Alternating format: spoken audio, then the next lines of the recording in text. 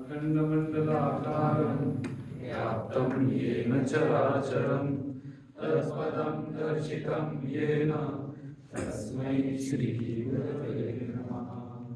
शास्त्रज्ञं शास्त्रगम्यं च धर्मगम्यं च धार्मिकं निस्सङ्गं सकलाधारं भक्तं स्वात्मरतं तथा वाग्मिनं शान्तमूर्तिं च भक्तदुःखप्रणाशनं योगिनं माधवानन्दो सोऽहं रूपं नमाम्यहम्। यस्य स्मरणमात्रेण चित्तं भवति निर्मलं स्वामी समाधवानन्दो नित्यं वसति मे हृदि। हरि ओम।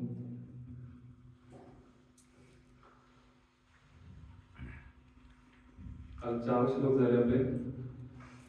आता पुढच्या 5व्या श्लोकापासून म्हणतो आपण. यदा संहरते चायं कूर्मोऽङ्गानीव सर्वशः इन्द्रियाणि इन्द्रियार्थेभ्यः तस्य प्रज्ञा प्रतिष्ठिता.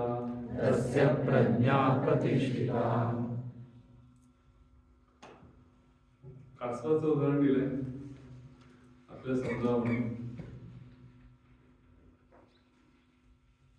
कासव सगळ्यांनी बघितलं का कसं आतमध्ये इंद्रिय काढून घेतात. 4 पाय त्याचे एकूण, 2 हात 2 पाय म्हणून आपण. डोकं आणि मान ऍक्च्युली असं एकच असतं, वेगळं दिसत नाही आपल्याला. आणि शेपूट, म्हणजे 6 गोष्टी झपाट्याने आत जातात. त्यामुळे तसं काउंट केलं तरी सुद्धा बरोबर आहे की 5 इंद्रिय आणि मन मिळून 6 गोष्टी पटकन आत विड्रॉ करता आल्या पाहिजे जेव्हा पाहिजे तेव्हा.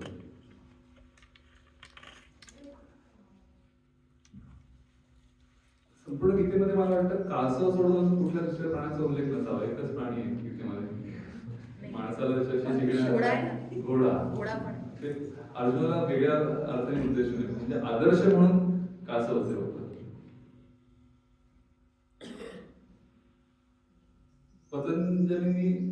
पतंजली मुनी पण कूर्मनाट्याम स्थैर्य असं एक सूत्र घातलेलंच आहे की प्रत्येक योगी माणसाला कूर्म नाडीवर स्थैर्य प्राप्त करता आलं पाहिजे. आपण नंतर त्याच्याविषयी बोलूया वेगळं कूर्म नाडीवर स्थैर्य म्हणजे काय. पण एकंदरीत कासवाचे रेफरन्सेस खूप आहेत. आपण पाहतो प्रत्येक मंदिरामध्ये कासव असे की राम मंदिरामध्ये आहे कासव. लहान मुलं विचारतात कासव कशाला आहे, तर आपण नमस्कार करायचा का. आणि त्याचं तोंड नेहमी मुख्य ईश्वराच्या दिशेने असतं. तर याचा अर्थ असा आहे की ईश्वराकडे जाताना आपली धारणा काय असावी हे शिकवणारं ते प्रतीक आहे. प्रत्याहार असं ज्याला शास्त्राने म्हणतात की आतमध्ये आवडून काही गोष्टी घेता आल्या पाहिजे, विशेषतः इंद्रिय.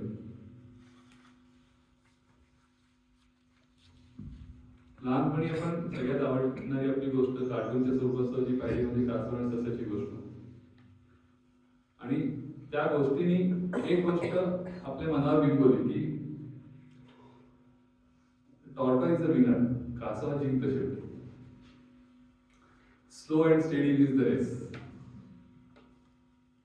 एके ठिकाणी गेलो मला आठवत नाही, आपण गमतीशीर उत्तर नाही ऐकलं. मी त्यांना विचारलं कासव आणि ससाची गोष्ट सांगितली होती.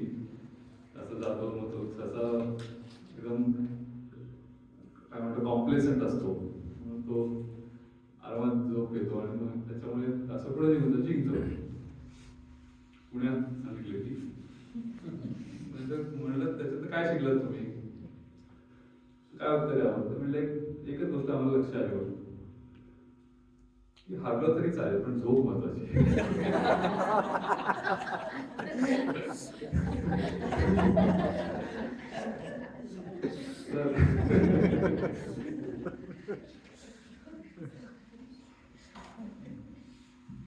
का कुर्माची परी उवायला अवयव पसरी, का इच्छावरे आवरी आपल्या. तैसे इंद्रिय आपली होती ज्याचे म्हणिले करती त्याची प्रज्ञा जाण स्थिती पातळी असे. कासव हे आपल्याकडे शुभ पण मानलं जातं. मला वाटतं हराळीला मला आठवतंय लताताईकडे आम्ही याचं कासव असतो आणि सगळी त्याची काळजी घ्यायची आणि त्यांची धारणा होती की जोपर्यंत कासव ते आलेले आहे तोपर्यंत इतकी वस्तू जात नाही इथनं कुठे तोपर्यंत सगळं शुभ होणार. आणि बऱ्याच ठिकाणी मी पाहिलं म्हणजे माझ्याकडे आमच्या शेजाऱ्यांकडे पण कासव होता. हल्ली ते आता एंडेंजर्ड स्पेसिस मध्ये असल्यामुळे अलाउड नाही आहे काही काही स्पेसिस.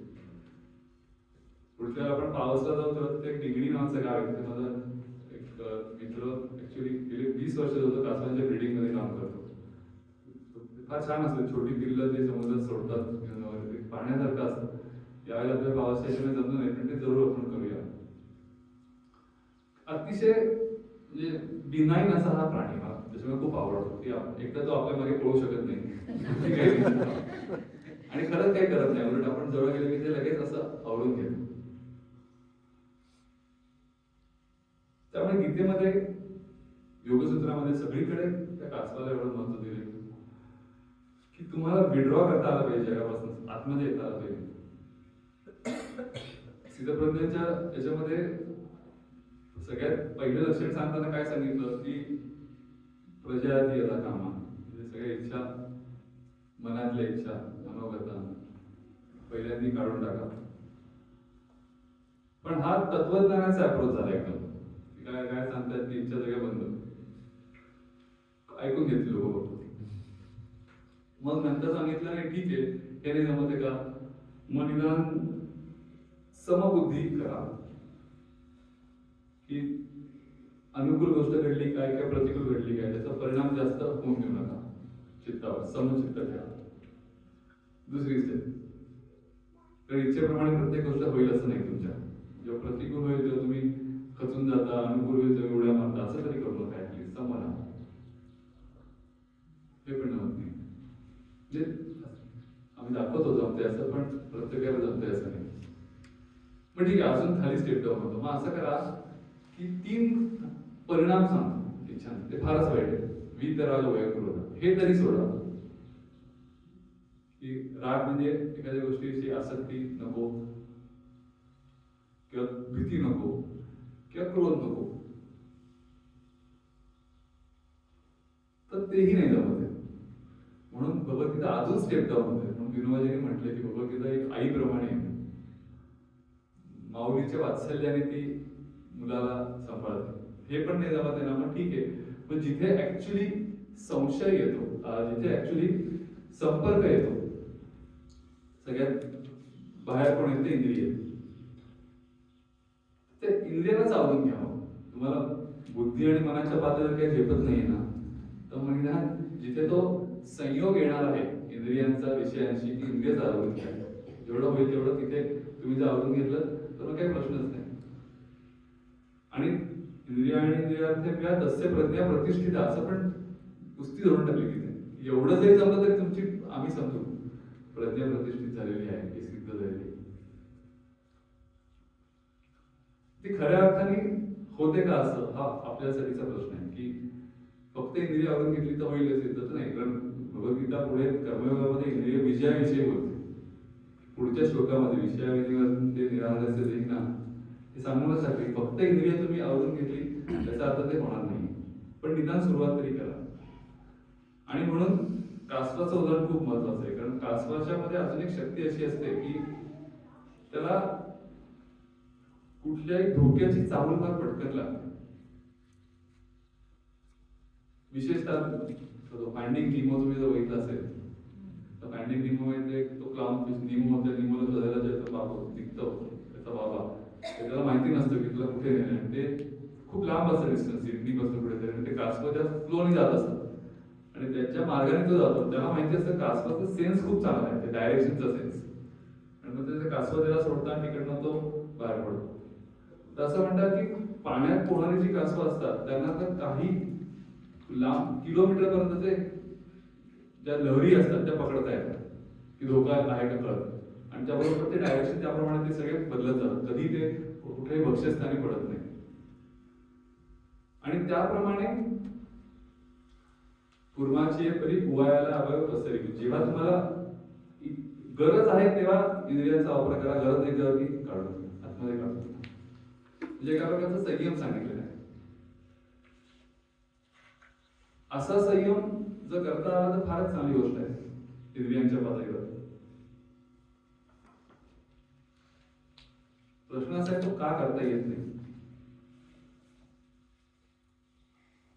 तसं पाहिलं तर इंद्रियांना स्वतःची काही शक्ती बुद्धी अशी आहे का? काही नाही. त्यांच्या मागे शक्ती पुरवणारा कोण आहे तर मनच आहे, बरोबर ना.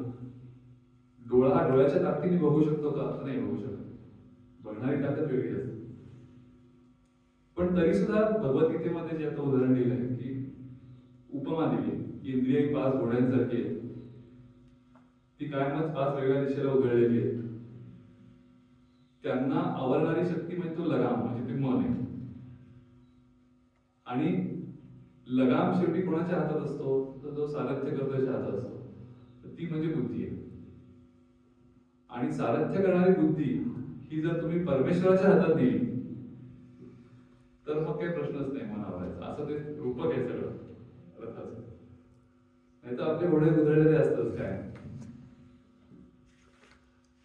त्याच्यामुळे हा श्लोक जो आहे तो एकदम ग्रासरूट लेवलला, काल आपण जे पाहिलं ग्रासरूट लेवलला जरी तुम्ही गोष्टी केल्या, कालचा तो मोठा सत्संगच होता आपण जे काम पाहिलं, ऍप्लिकेशन परमानंद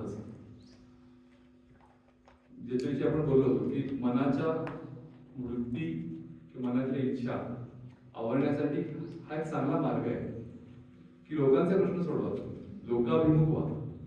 पण त्याच्यामध्ये एक विशेष गोष्ट अशी आहे की हे करत असताना ईश्वराचं अधिष्ठान त्याला असायला पाहिजे. त्यात हे कुठे विसरत नव्हते. हे सगळं परमेश्वरावर अवलंबून आहे. हे सगळं गुरूंच्या कृपेमुळे होतं. मी केल्याची भावना कुठेही नव्हती आणि ती खरोखर नव्हती. म्हणजे नुसता दाखवायचा भाव म्हणून नाही, खरोखरच नाही. त्यामुळे ते एकदम रिलॅक्स आहे. हो झालं तर येतं म्हटलं ग्लोबल वॉर्मिंग झालं, तुझे सगळे ते वाहून जाईल, तुला सांगतोस काय प्लॅन करतोस तर सगळे जाईल. इतकं कॅज्युअली ते म्हणू शकत. स्वामी सर्वानंदांची एक सारखी आहे, लोकसेवा व्रत आचरती भावे त्या ते मानावे भाग्यवंत. लोकसेवेसाठी सत्याचे स्मरून करी तिथे दान सर्वस्वाचे. त्यांची सेवा व्रते तोषे जगन्नाथ शुद्ध करी चित्त सेवकाचे.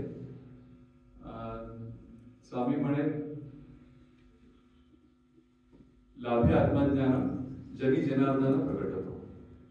स्वामी म्हणे तेने लाभे आत्मज्ञान जगी जनार्दन प्रकट होतो. म्हणजे फक्त लोकसेवा ही जी तुम्ही जनार्दनाची सेवा म्हणून जर केली तर त्या सेवेतनं सुद्धा तुम्हाला जगी जनार्दन प्रकट होतो आणि ते दिसतं त्यांच्या चेहऱ्यावर. इंद्रिय आवरायची कशी हा जो सनातन प्रश्न आहे, एक सोपी गोष्ट आहे की तुम्ही लोकांची कामं करायला लागा, आपोआप तुम्हाला विसरच पडेल, करून घ्यायला लागणारच नाही. स्वतःच्या इंद्रियांचा प्रश्न फार मोठा करू नका, हा त्याला उत्तम उपाय आहे. आणि अशा व्यक्ती पाहिल्या कॉर्टमध्ये काम करणाऱ्या की आपल्याला पटून जातं. त्यांनी ते सांगितलं की खरंच म्हणजे की अमेरिकेत अनेक ठिकाणी गेले तरी आम्हाला काही सगळं सारखं वाटतं की भारतात प्रत्येक ठिकाण वेगळं. काश्मीरचा पराठा आणि हिमाचलचा पराठा फरक आहे. लोकसेवा करताना सुद्धा आनंद आहे प्रत्येक गोष्टी. असं नाहीये की कशाला लावलंय. आणि त्या म्हटल्या की हे सिरियस चॅलेंज आहे. जसं आतमध्ये जाणं हे जितकं सिरियस चॅलेंज आहे, तेवढंच अशा प्रकारे काम करणं हे अत्यंत खडतर आहे. त्याच्यामध्ये प्रचंड कष्ट आहे. पण या गोष्टी करताना आध्यात्मिक अधिष्ठान त्याला जर असेल तर लक्षात येतं की आपोआपच आपल्या गरजा अत्यंत कमी होतात. तुम्ही बघा ती माणसं जी होती 20-20 वर्ष त्यांच्याकडे टिकून आहे, त्यांना काय फार मिळत असेल, पण किती ते आनंदामध्ये होते, समाधानामध्ये होते. त्याला कुठे तत्वज्ञान माहितीये का, कोणी गीता त्याने शिकवली का? नाही, पण ते सहजच आहे. इंद्रियांचा संयम ही गोष्ट सहजच आहे, बेसिकच लागतं. त्या बायकाला म्हटलं 500 रुपये जरी त्यांनी मिळवले तरी स्वतःच एक समाधान त्यांना असतं. आणि त्याच्यामुळे हे तत्वज्ञान जे आहे ते प्रत्यक्ष व्यवहारात कसं उतरवायचं याच्याकरता अशा प्रकारच्या तीर्थाटनाचा, म्हणजे आपली तीर्थयात्रा म्हणतो मी, त्याचा उपयोग होतो. ते घरात बसून आपल्याला कळत नाही, तर अशा प्रकारे लोक पाहिली की ते रिलेट करू शकतो आपण. पुढचा श्लोक जो आहे तो याचं एक्सटेन्शन म्हणू आपण त्याला म्हणूया विषयाविने वर्तन्ते निराहारस्य देहिनः रसवर्जं रसोप्यस्य परं दृष्ट्वा निवर्तते विषयाविनी वर्तन्ते निराहारस्य देहिनः. आता इंद्रिय आवरून घ्या असं सांगितलंय तर कशापासून विषयापासून. आता विषय हा शब्द सुद्धा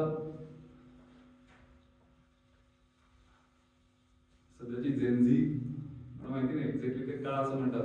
आम्ही क्रिकेट मॅच बघतो मध्ये एकदम पुढे आउट झालं की ते का विषय असं म्हणायचं. हे आमच्याकडे नव्हतं असं आउट झाला आम्ही वेगवेगळ्या म्हणतो एकदा 2-3 वेळा विचारलं तर त्यांनी नुसतं असं डोळे मिटून त्याला नाही का तुला जाऊ दे सोडून नवीनच टर्मिनॉलॉजी होते ज्याला माहिती असेल तर तसं पुढची पिढी वेगळ्या अर्थाने कशी इम्प्लिमेंट करते. किंवा मला वाटतं आमच्याकडे ते गावाकडचे लोक असतात ना काही बोलायला सुरुवात करताना तर विषय असा आहे असं एक पॉज असतो आणि विषय म्हणजे विषय विश्वासा फरक सांगायचा पोटपोड्या शामरू सगळे सारखे. तर या श्लोकातला विषय असा आहे की विषया विनिवर्तन्ते निराहारस्य देहिनः. की तुम्ही जर आधीच्या श्लोकात सांगितले त्याप्रमाणे इंद्रिय आतमध्ये घेतली सगळ्या इंद्रियांपासून सगळ्या विषयांपासून तर काही काळ विषय नाहीसा होईल. निराहार म्हणजे खायलाच नाही दिलं उपवास केला तुम्ही तर ते काही काळ विसर पडेल त्याचा पण रसवर्जन रसोक्ती असतं पण त्याच्यातली गोडी जाणार नाही. गोडी कधी जाईल रसवर्जन रसोक्त्यस्य परम दृष्ट्या निवर्तते. परम म्हणजे जे तत्व आहे अंतिम तत्व आहे त्याचं दर्शन जर झालं तरच ती गोडी जाईल. आता हे खूपच अवघड आहे आमच्या दृष्टीने कारण मारून मुटकून होणार नाही याचा अर्थ होतो की जे अध्यात्मामध्ये नाही कामाना उपभोगेने शाम्यते उपभोगाने तो शमत नाही. सारखा उपभोग घेतला तर आगीमध्ये तेल घातल्याप्रमाणे ते वाढत जाते. पण त्याचं दुसरं टोक जर गाठलं तुम्ही की नाही उपभोगाने शमत नाही ना अजिबात देणारच नाही. विषय आणि इंद्रियांचा संपर्कच होऊन देणार नाही. असं जरी केलं तुम्ही तरी ते काही काळ त्याचा विसर पडेल पण त्याची मूळ गोडी जाणार नाही. की जसं आता आंब्याचा सीझन असतो की मला जरा खूप वेळा हळहळ वाटते कारण आम्ही इथे नाही कधी अक्षय तृतीया झाल्यानंतर तर माहिती झालं आंबा नाही म्हणजे क्राईम समजला होतो महाराष्ट्रात. तर आता आंबा जरी 2च महिने असला सीझनल फ्रूट असल्यामुळे तरी उरलेले 10 महिने त्याची गोडी गेली असेल का अजिबात नाही. लोक वाट बघत असतात नुसतं त्या फळाचं कल्पना जरी केली तरी आम्ही सगळं त्याचं डिटेलिंग सांगू शकतो तुम्हाला. आंब्याचे प्रकार ते कुठे कसे मिळतात कुठला आंबा कसा खायचा असतो वगैरे वगैरे. याचा अर्थ एखादा विषय तुम्हाला जरी मिळाला नाही तरी त्याच्यातला रस हा तुमचा कायमच असतो तो जात नाही. आणि तो कधी जाईल तर परमदृष्टा निवर्तते त्याच्याशी तो जाणार. हा सगळ्यात अवघड विषय आहे आणि हा सगळ्यात तसं पाहिलं तर जिव्हाळ्याचा श्लोक आहे. याच्या ज्ञानेश्वर महाराजांनी जे भाष्य केले त्यातलं आपण पुढच्या वेळेला घेतलं. जरी वरी वरी पालवी पुढीचे आणि मुळी उदिके खाली जाईल तरी कैसेनी नाशू निपजे त्या वृक्षा ते उदकाने वळे अधिके आडवेची अंगिनी पाके तैसा मानसी विषय पोखे रसनाद्वारे. ज्ञानेश्वर महाराजांनी अजून एक त्याच्यातलं मर्म सांगितलेलं आहे की तुम्ही मुळाला पाणी घातलं आणि वर नुसतं पानं कापत राहिले तर झाड मरत नाही कधी, आपल्याला माहिती आहे. झाड तुम्ही वरनं किती आपण कटिंग करतो झाडाचं, पण माहिती असतं मुळं जोपर्यंत इंटॅक्ट आहे ते परत येणार आहे. ही उपमा किंवा दृष्टांतून त्यांनी पुढे काय सांगितलंय की हे जसं खरं आहे तसं कुठल्या इंद्रियाबद्दल ते बोलले, आपले सगळ्यात फेवरेट रसनेंद्रिय. तर रसनेंद्रियाचा उल्लेख का केलाय, असं म्हणतात की 5 ज्ञानेंद्रिय आहेत, शब्द स्पर्श रूप रस गंध प्रणाली, आणि 5 कर्मेंद्रिय आहेत. एकच कॉमन आहे, जीव. जे कर्मेंद्रिय पण आहे आणि ज्ञानेंद्रिय पण, दोन्ही. असं कुठलंच नाही, दोन्ही असलेल्या क्वालिफाय फक्त एकच आहे जीव. आणि म्हणून सगळ्या याच्यामध्ये सांगितले की जीव ही सगळ्यात त्रासदायक आहे. जिभेवरचा संयम ही सगळ्यात अवघड गोष्ट आहे. तुम्ही कधी इस्कॉनला गेलेत का? कोणी इस्कॉनच्या जगामध्ये तुमच्याकडे प्रसाद असतो छान, भरपूर साधू तूप काजू बिजू बेदाणे घालून केला असा प्रसाद असतो. आता सगळ्यांना देतात ते गेल्यावर, आणि तो हातात एक प्रार्थना असते त्यांची, आणि त्याच्यात ते इंग्लिश मला आठवते वाक्य, ते एक असं वाक्य आहे की the tongue is most voracious organ to control. त्याचं मला विशेषणच होतं, व्होरॅशियस ऑर्गन. आणि म्हणून हे भोग इतर पेक्षा आहे, देवाला ते भोग चढवतात, तसं ते तुम्ही घ्या, पण हे लक्षात ठेवा की हे देवाला समर्पित आहे, चविष्ट असतं. आम्ही जेव्हा घरामध्ये पहिल्यांदा केंद्रात चालू केलं ना, सुनीतीताई दुबेंचा वाढदिवस पण असो, माझ्या अध्यात्मात ज्यांनी बोट धरून आम्हाला शिकवलं पहिल्यांदा चालायला, स्वामी माधवानंदांच्या अनुग्रहित आणि आपल्या स्वामींच्या गुरु भगिनी. तर त्यांनी आम्हाला सांगितलं होतं की स्वामी माधवानंदांनी मला सांगितलेलं आहे की 5 लोकांना तुला तयार करायचंय. म्हणजे ह्याचा प्रसंग आला घरी ऐकायचा की मी राजभर त्याच्या आधी वाचत होतो, असं मला वाटतं की कोणाला मी समजून गेला पाहिजे जातो. आणि त्या घरी आल्या होत्या आणि आईने बोलवलं होतं एका चैत्राच्या हल्ली कुंभार, ते असं सहज बोलवत होते सद्गुरूंबद्दल. हे असं कोणतरी सांगणार पाहिजे, म्हणून मी त्यांना विचारायला गेलो की असं कुठे परत ऐकायला मिळेल का. तर तेव्हा त्या म्हणल्या की 5 जणांना मला सांगितलंय, तर तू 4 जण अजून गोळा कर. आणि मग ते तसं गोळा केल्यावर त्यावेळेला तोपर्यंत आधी आम्ही इस्कॉनला जायचो. मेडिकल कॉलेज असताना आमची बरेच मित्र ससूनच्या जवळच इस्कॉनचं नेमकं, तर रविवारी प्रसाद मिळायचा, त्यामुळे आम्ही काही नाही रविवारी सारखे जायचो की वरायचे असतात. तर मी त्याला पहिला प्रश्न विचारला की हे सगळं ठीक आहे, दादू तर येथील ऐकायला, पण नंतर तो शिरा केला तर जाईल का? तेव्हा त्या मला ओरडल्या होत्या, म्हणल्या स्वामी माधवांना फक्त खडी साखर द्यायची, शिरा वगैरे काय खायचा नसतो अजिबात. गमतीचा भाग सोडा, पण महत्वाची गोष्ट ही की जीव ही खरंच अवघड गोष्ट आहे. कारण स्वामी महाराजांना म्हणायचे तर ते खात तरी असते तर बोलत तरी असते, काहीच करत त्याचं कधी होत नाही. खाते ते बोलते तरी. त्यामुळे तुम्ही तिच्यावर नियंत्रण करा. जो रसनेंद्रियांचा केला, जीवेसी इंद्रिय केला, तो नाहीच आहे तर म्हणजे त्याला अधिकार आहे. ज्ञानेश्वरांची ओवे पण नेहमीची ऐकतो. रसनेंद्रियांचा जो अंकित आहे, बेसिक क्वालिफिकेशनच नाही, कारण इंद्रियची जीव केला, बेसिक क्वालिफिकेशनच नाही. त्याच्याकरता साधकांनी खूप सावध असायला पाहिजे. म्हणजे जिभेवर टेस्ट बड आहेत, जो ओळखणाऱ्या ग्रंथी आहेत, जे ज्ञानेंद्रिय आहेत, ते कशासाठी दिले आहेत. आम्ही शास्त्रात शिकलो की 6 प्रकारच्या चवी आपल्या कळू शकतात. 6 चवी कुठल्या माहिती? गोड, आंबट, तिखट, खारट, कडू आणि तुरट. 6 सायंटिफिक टेस्ट आहेत आणि 6 याचे टेस्ट बड आहेत. हे कशाला दिले? आम्ही अभयबाबांकडे एकदा राहायला गेलो होतो, तेव्हा ही चर्चा चालू होती. तर त्याने खूप छान सांगितलं. ते म्हणले की tongue is like a litmus paper. Litmus पेपरचं काय काम असतं? ऍसिड अल्कलाइन होतं, तुम्हाला पीएच तसं ते पीएच कळावं जे आहे जिभेचं, की कारण बरोबर आहे की निसर्गामध्ये मॅक्सिमम डेंजरस गोष्टी ज्या शरीराला धोकादायक आहेत या गोष्टी कडू आहेत. कडू पदार्थ आपल्याला का आवडत नाही, कारण सर्वायवल व्हॅल्यू. तुम्ही कडू पदार्थ असा करा तर ते विष आहे. ते कळावं म्हणून हा इंटेलिजन्स डेव्हलप केला निसर्गाने, काय बघा ना जीवेवर, की तुम्हाला धोकादायक काय ते कळावं, त्याच्यापासून सावध राहा. पण आपण हे असं करत नाही. आणि गोड पदार्थ जो पोषण करणार आहे म्हणून ते त्याच्याविषयी एक सुखकारक भावना निर्माण झालेली आहे.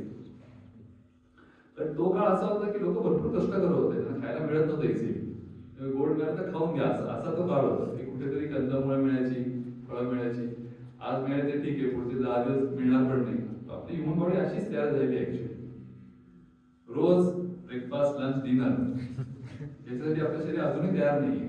हे सगळं जे आहे हे म्हणजे सध्याचं जे काही लाईफस्टाईल डिसऑर्डर जे आहेत ना, त्याचं व्हायचं महत्वाचं कारण हेच आहे की आपण डिमांड आणि सप्लाय विसरलेलो आहे. थोडस मेडिकल मध्ये शिरायला होतंय मला, पण शरीराच्या दृष्टीने जिभेचं महत्व काय, तर हे फक्त समजून घेणं की काय शरीराला हवे काय नको. अभयभंगाचं एक वाक्य होतं बरं की 6 फुटी देहानी काय खावं हे 6 इंच जीभ ठरवलं, असे म्हणाले. 6 इंच जीभ 6 फुटी देहाला नाचवते. फार आवडलं. तसं नसायला पाहिजे. आणि याच्यामध्ये अजून एक महत्वाची गोष्ट की आम्ही डॉक्टर रवींद्र टोणगावकर म्हणून जोडण्याचे डॉक्टर होते, खूप मोठे डॉक्टर, खूप मोठा कार्यक्रम. अनफॉर्च्युनेटली कोविडमध्येच ते गेले. He was president of rural surgeon association of Asia.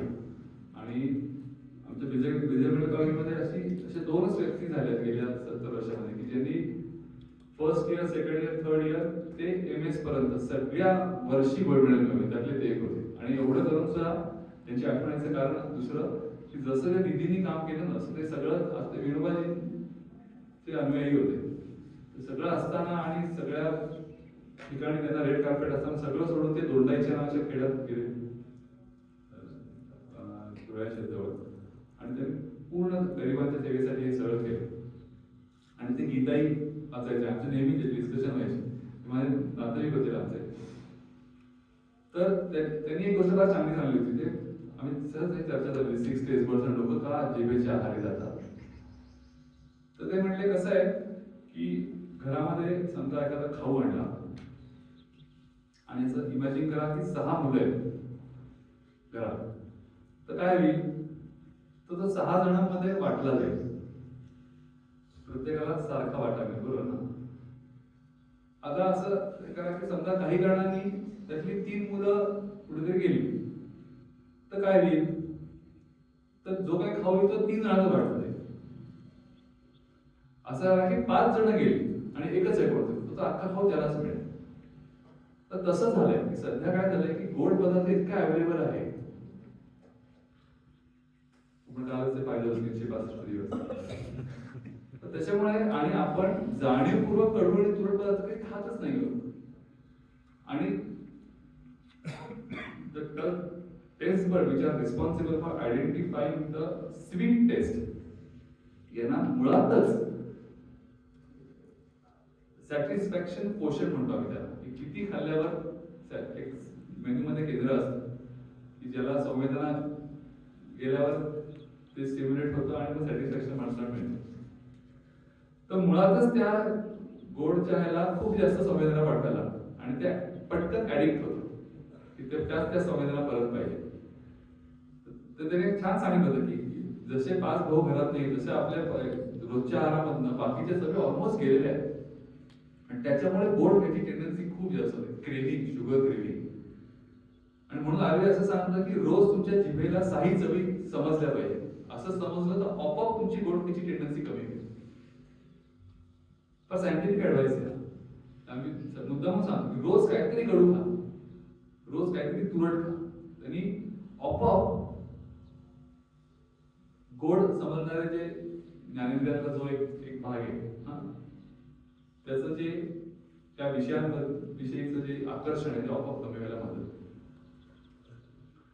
पण ज्ञानेश्वर महाराजांनी सांगितलं अगदी बरोबर आहे की मुख्य विषय हा आहाराचा आहे. कारण आहार महत्वाचा पण काय आहे, स्वाध्याय आहेच मला वाटतं, गटचर्चा आहेच याच्यावर, कारण ते आपल्या अस्तित्वाशी डायरेक्टली संबंधित आहे. डोळ्यांनी काही पाहिलं नाही का काय आपण मरत नाही, कानाने काय ऐकलं ते म्हणत नाही, पण जिभेने सांगितलं आणि ते खाल्लंच नाही तर, आणि म्हणूनही ते महत्वाचं आहे आणि ते बोलणार इंद्रिय म्हणूनही महत्वाचं आहे. त्याच्यामुळे आपण मला वाटतं दोन सोय घेतल्यात ना.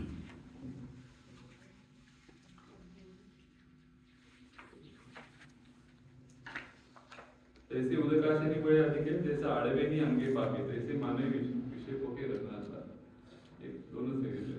सो मला उलट उदाहरण त्याचं आठवलं, हा दृष्टांत ज्ञानेश्वरीचा असतो. तुम्ही बोनसाय पाहिलं असेल, बोनसाय खूप लोकांना तात्विक दृष्ट्या पटत नाही, आवडत नाही, आम्हाला ते आवडत, म्हणजे मान्य आहे ते झाडाचे शेवटी तुम्ही झाडाला तुम्ही नैसर्गिक वाढीपासून खुंटवता, पण त्याच्यामध्ये एक गोष्ट लक्षात घेण्यासारखी आहे की मूळ जे असतं, आपण ते शास्त्रात शिकले ना, एक काय प्रायमरी रूट असतं आणि बाकी सेकंडरी रूट असतं. सो बोनसाय ची आठ ही कशावर आधारित आहे की तुम्ही प्रायमरी रूटला खाली जाऊन देऊ नका. प्रायमरी रूट ते बांधून काहीतरी तारा बिरा लावतात आणि प्रायमरी रूटला तुम्ही जर खाली जाऊन दिलं नाही तर वरचं जे झाड आहे ते प्रपोर्शनली वाढू शकत नाही. म्हणजे गमती कसं आहे बघा, थोडक्यामध्ये माणूस किती वर किती प्रगल्भ आहे त्याचा संबंध तो किती खाली आहे त्याच्याशी पण असतो, बरोबर ना. जेवढं आपलं मूळ तर खालचं दिसत नाही, पण जेवढं वर गेलं झाड आहे तेवढंच त्याचं मूळ खाली गेलं असं लागतं, नाही तर तेवढं वर जाऊ शकत नाही. करायला जरी जाऊ शकतो, तुम्ही खालचं आडवा ते वर वाढू शकत नाही. म्हणजे ते आपल्याला पण करता येऊ शकतं की मूळ जिथे आहे त्या मुळाशी जर तुम्ही धरलं तर बाकीच्या गोष्टी आपोआपच वाढणार नाही, त्याचं बोनसाय होऊन जाईल. विषया विनिवर्तन ते निराहारस्य देहेन रसवर्ष प्रसोप्यस्य परम दृष्टा निवर्तते. पुढचं जे उत्तर चरण आहे ते निदान समजून घ्यायला पाहिजे की मूळ आवड, मूळ गोडी नाहीशी व्हायची असेल तर भगवद्गीता असं सांगते की परम दृष्टा निवर्तते, परमात्म्याचं दर्शन, ईश्वराचं दर्शन झाल्याशिवाय ती गोडी जाणार नाही, कशानेही जाणार नाही. तुम्हाला असं वाटतंय की मी संयम केलाय, मी निग्रह केलाय, ठीक आहे. जसं आजारपणामध्ये असं नाही, एखादा म्हणून आजारी पडला जिभेची चवच जाते बऱ्याच आजारामध्ये, किंवा नाही गेली तरी त्याला आजारी असताना त्याला विचारलं काय तुला देऊ काय, एखादा अजिबात खावासा वाटत, त्या आजाराचा परिणाम असतो. पण बरं झाल्यावर परत त्या इच्छा परत येतात. तसंच बरेच वेळा होतं की केवळ विषय आणि इंद्रियांचा संयोग हा काही काळ तुटल्यासारखा वाटतो, पण ती गोडी गेली नसते, ती गोडी फक्त आत्मदर्शनाने जाईल, असं सांगणारा हा खूप महत्वाचा श्लोक आहे. कायम चिंतन करा असा श्लोक आहे. कारण बरेच वेळा असं आपल्याला वाटतं की एखाद्या गोष्टीची आपल्याला काही इच्छा राहिलेली नाही, पण ते तसं खरंच आहे का? आत्मगोडी ब्रह्मचर्य तोवरी जोवरी स्त्री न पडली गळा, उदार कुणबी जोवरी त्याचा पिकला नाही मळा, असं महाराजांनी म्हटलंय. जोपर्यंत विषय नाही तोपर्यंत ठीक आहे, त्या आलं की 2-3 महिन्यात मला 2 वेळा गुजरातला जावं लागलं.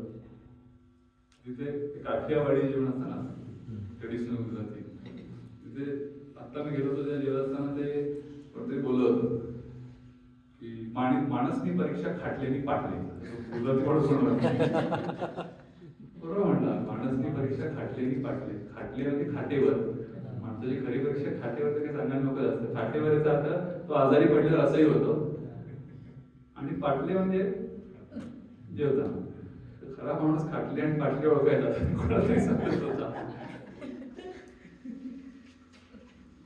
त्याच्यामुळे कुठल्याही साधकांनी ही गोष्ट फार महत्वाची आहे. याच्यावर 6व्या अध्यायामध्ये खूप डिटेल धोरण आहे की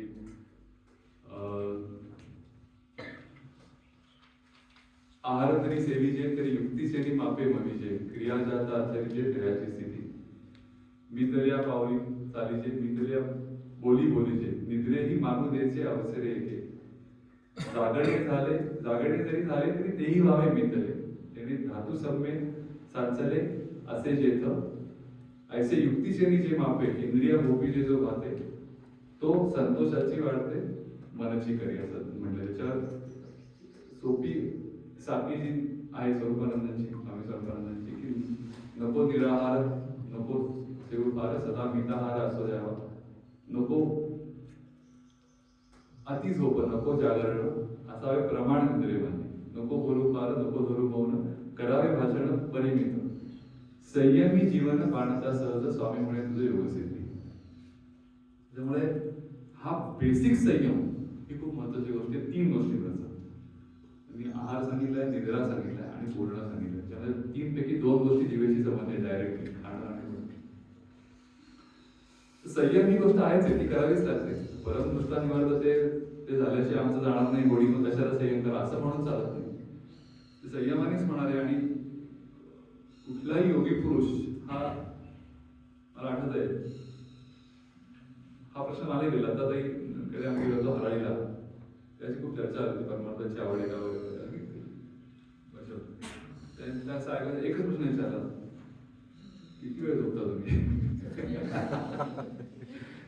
2-3 जणांना प्रश्न विचारला, त्याच्यानं कळत त्यांना. त्याच्यामुळे स्थितप्रज्ञ हा काय बोलायचा विषय नाही, हे आपल्या लक्षात आलं पाहिजे. की 19व्या पाठ झाल्या म्हणजे किती ओव्या पाठ झाले की स्थितप्रज्ञ झालो असं काही नाही. त्याच्यामध्ये इंद्रिय निग्रह ही सगळ्यात महत्वाची गोष्ट आहे. आणि इंद्रिय ही कायमच विषयांकडे आकर्षित होणार आहे, ते आपल्याला माहिती आहे. ते खरं नैसर्गिक पण आहे. म्हणजे उपनिषदामधलं हे वचन आहे ते अगदी सत्य आहे. की का त्याच्याविषयी का आम्ही वैषम्य बाळगावं, की परांशिका आणि विठ्ठल स्वयंभू तस्मात् परा पश्यति नांतरात्मा असं म्हटलंय. की निसर्गतःच अशी रचना आहे की आम्ही आनंद हा बाहेर मिळवण्याकरताच इंद्रिय बनलेली आहे. एक तर इंद्रिय अंतर्मुख दिलंय का, डोळे आतलं पाहू शकतात का, कान आतला आवाज ऐकू शकतात, काहीच नाही. सगळ्यांची डायरेक्शन बाहेर ठेवलेली आहे. तो पहिल्यापासून आम्ही बाहेर शोधणार आनंद, बाहेरचाच आवाज ऐकणार, बाहेरच स्पर्श घेणार. पण त्याचं पुढचं म्हणजे कश्चित धीरा प्रत्येगात्मानमैक्षते, अमृत चक्षु अमृतत्व, अमृत चक्षु अमृतत्व इच्छा. की असा कोणतरी धीर पुरुष असतो, त्याला कळतं हे बरोबर नाही, डायरेक्शन बदलायला पाहिजे, आनंद शोधायची डायरेक्शनच बदलायला पाहिजे. आणि म्हणून कश्चित धीरा असं म्हटलंय त्यांनी. एखादा धीर पुरुष होतो की त्याला कळतं की नाही हे सगळं बाहेर बाहेर बाहेर होणार नाही, आणि म्हणून तो आवृत्त करतो. आवृत्तीचा अर्थ आतमध्ये वळवतो. अमृतत्व इच्छा, अमृतत्वाची इच्छा ज्याला असते तो आतमध्ये दृष्टी वळवतो. त्याचं फार चांगलं भाषांतर पुट्टपर्तीला लिहिलं होतं. The atma is capable of being known only after strong perseverance, and only a rare hero can succeed in this internal solitary adventure. फार आवडलं ते की rare hero can succeed internal solitary adventure. म्हणजे लक्षात यायला मुळात बाहेर बंदिस्ती घालायला लागते, बाहेरच्या गोष्टी संयमित ठेवायला लागते. सध्या आता आहेच एवढं ओबेसिटी ही ओबेसिटीची पॅन्डेमिक ही कोविड पेक्षा कित्येक पटीने भयानक पॅन्डेमिक आहे. आता सगळ्याच आमच्या मॅक्सिमम कॉन्फरन्सला हाच विषय असतो, हाऊ टू कंट्रोल ओबेसिटी. कुठलाही स्पेशालिटी जरी असेल ना मेडिकलची, तरी लोकांचं लक्ष आलं की जसं वेगवेगळ्या कलावंतांना खेळायला रंगमंच एकच असतो, तसे वेगवेगळे आजार एकाच रंगमंचावर खेळतात, ते म्हणजे सेंट्रल ओबेसिटी. ते जोपर्यंत आपण करत नाही तोपर्यंत सगळ्या आजारांना यायला आपणच भाव निर्माण करतो. बरेच जण आता बऱ्याच वेगळ्या प्रकारची डाएट फॉलो करतात. इंटरमिडिएट फास्टिंगचं तुम्ही ऐकलं असेल, दीक्षित दिवेकर तर काही सांगायलाच नको. हे सगळं काय आहे शेवटी, की एका प्रकारे तुम्हाला लक्षात आलं पाहिजे की शरीराची जी गरज आहे त्याच्यापेक्षा जास्त दिलं तर तुम्हाला ते होणार आहे. हे का होणार आहे याचं पण कारण शास्त्रीय माहिती असायला पाहिजे की असं का होतं. याचं कारण असं आहे की याला ऍक्च्युली इव्हॉल्युशन मध्ये सर्व्हायवल व्हॅल्यू होती. म्हणजे पृथ्वीवर आपल्याला माहिती असेल की काही मिलियन इयर्स फक्त रेप्टाईल्स होते, बाकी कोणीच नव्हते. डायनासोरचे जे युग म्हणतो ते काहीच नव्हतं. म्हणजे अचानक नष्ट कसे झाले आणि कसं काय मॅम्बिलियन्स वगैरे डेव्हलप झाले, त्याचं कारण असं आहे, महत्वाचं कारण की जे प्राणी 2 गोष्टी फास्ट हालचाल करू शकत होते ते तगले, आणि दुसरी गोष्ट म्हणजे जे प्राणी वेगवेगळ्या प्रकारच्या फॅमिलीज, म्हणजे खूपच पूर आलाय किंवा खूप खायलाच काही मिळत नाही, ह्याला ओव्हरकम करू शकले ते तगले. ते कसे तगले? तर समजा आता खायला मिळतंय, ते खाऊन घेतलं, नंतर एक महिना मिळालं नाही, तर शरीराची अशी मेकॅनिझम होती की फॅट का तयार होतं शरीरामध्ये, की आता मला मिळतंय ठीक आहे, त्याचं मी कन्व्हर्जन करून ठेवतो, जसं आपण एफडी मध्ये ठेवतो तसं या शरीराचे एफडीज आहेत, फिक्स डिपॉझिट्स. आणि जेव्हा मिळणार नाही तेव्हा ते फिक्स डिपॉझिट फोडून त्याची काहीतरी शरीर निर्माण करू शकतो. ही कपॅसिटी सगळ्यात ज्यांच्यामध्ये जास्त ते प्राणी पृथ्वीवर जगले, त्याच्यामध्ये आपण. पण आता तीच गोष्ट बरोबर आपल्या बुमरॅंग आपल्या अंगावर येते. जरा जरी एक्स्ट्रा दिलं तुम्ही डिमांड आपल्या जरा जरी चुकलं की फॅट कन्व्हर्जन चालू होतं, आणि फॅट जमली की सगळ्या गोष्टी निमंत्रण मिळतात. सो हे लक्षात केलं पाहिजे की जिभेवरचा ताबा हा आपल्या अस्तित्वासाठी खूप महत्वाचा आहे. म्हणजे अध्यात्म ही अजून पुढची गोष्ट आहे. मुळात ते शरीराच्या स्वास्थ्यासाठी खूप गरजेचं आहे. शरीर स्वास्थ्य टिकवल्यानंतर शरीराच्या माध्यमातून जी अंतिम गोष्ट साध्य करायची ती साध्य करता येईल. म्हणून हा खूप महत्वाचा श्लोक आहे विषय निराहारस्य रसवर्ष प्रसोप्यस्य परमदृष्टा निवर्तते. संयम तर ठेवायलाच पाहिजे, इंद्रिय आवृत्त घ्यायलाच पाहिजे, पण हे लक्षात यायला पाहिजे की शेवटी गोडी जोपर्यंत आहे तोपर्यंत आपण आपल्या थ्रेट आहे. पुढच्या श्लोकामध्ये तो येणारच आहे की तो थ्रेट कसा असतो ते सांगणारे पुढचे श्लोक आहेत. ते पाहायच्या आधी आपण आता मला वाटतं एक अभंग ऐकूया. स्वामी महाराजांचा अभंग.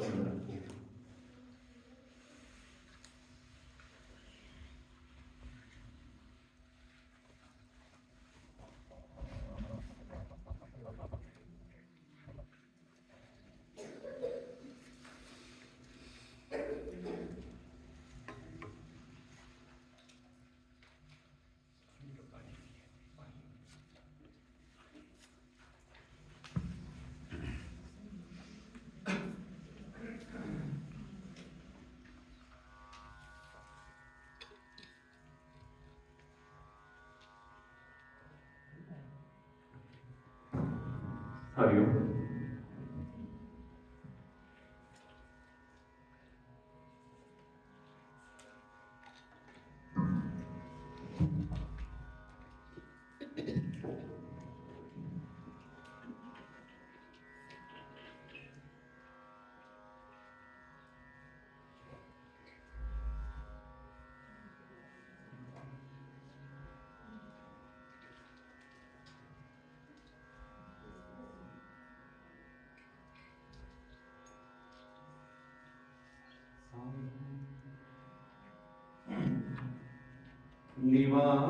निवांतराही ज्योत दिव्याची तैसे मानस धारे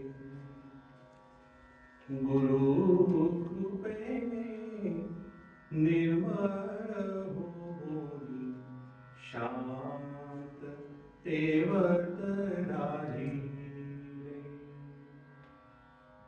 निवांत राही ज्योत दिव्याची तैसे मानस झाले निवांत राही ज्योत दिव्याची तैसे मानस झाले गुरु कृपेने निर्मळ होई शांत तेवत राही रे शांत तेवत राही रे मनाचे उन्माद होऊनी गेले मी पण सारे मावळले मनाचे उन्माद होऊनी गेले मी पण सारे मावळले बरसत राही अमृत आतून बरसत राही अमृत आतून जीवन हे धन्य झाले जीवन हे धन्य राही ज्योत दिव्याची तैसे मानस झाले गुरु कृपेने निर्मळ होनी शांत तेवत राहिले शांत तेवत राहिले साधक सिद्ध साधु जनाना प्रचितीने बोले साधक सिद्ध साधु जनाना प्रचितीने बोले अखंड सावधरा भूनी माधव अखंड सावधरा भूनी माधव ब्रह्मानंदे डोले ब्रह्मानंदे डोले निवांत राही ज्योत दिव्याची तैसे मानस झाले गुरु कृपेने निर्मळ होनी शांत तेवत राहिले निवांत राही ज्योत दिव्याची तैसे मानस झाले गुरु कृपेने निर्मळ होनी शांत तेवत राहिले शांत तेवत राहिले शांत तेवत राहिले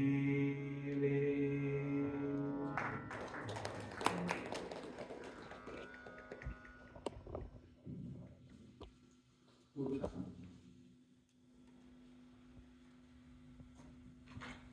अनिरुद्धला खूप मोठी जबाबदारी घ्यायची तुला.